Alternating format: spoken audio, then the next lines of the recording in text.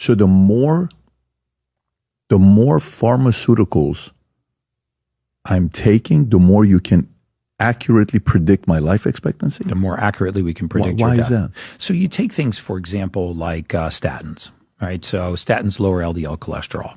There was a prevailing theory in medicine, which is vastly being disproven now, largely by artificial intelligence and big data, that when LDL cholesterol is up, there's an increased risk of cardiovascular disease. And so if we lower LDL cholesterol, we'll lower the risk of cardiovascular disease. The only problem is you're looking at that so myopically, right? You're just taking that one variable, LDL high risk of cardiovascular disease. LDL low risk of cardiovascular disease. It's not that simple. In fact, there's no correlation between elevated LDL cholesterol on its own as an independent risk factor and cardiovascular disease. None. Cholesterol does not cause atherosclerotic plaquing or narrowing of the arteries. Damage to the arterial wall does, and the inflammatory cascade does.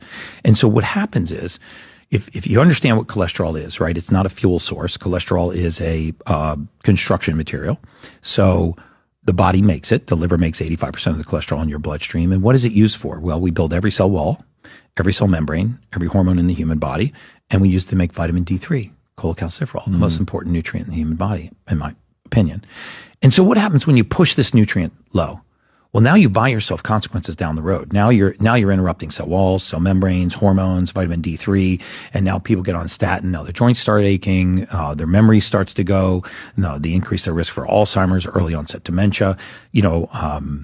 Cognitive decline is one of the fastest accelerants of aging. People that are in steep cognitive decline are not compliant with their medications and protocols. And so you've taken this one independent risk factor, and because you think you're lowering the risk of cardiovascular disease, you create this entire cascade of problems down the road.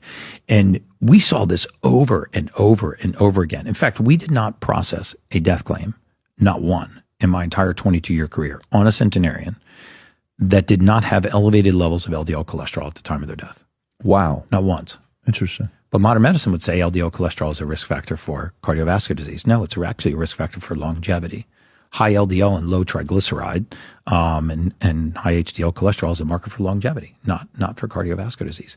And so we believed a lot in what pharma and contrived medical trials were telling us was the standard of care, and the standard of care was killing people, flatly, to be honest.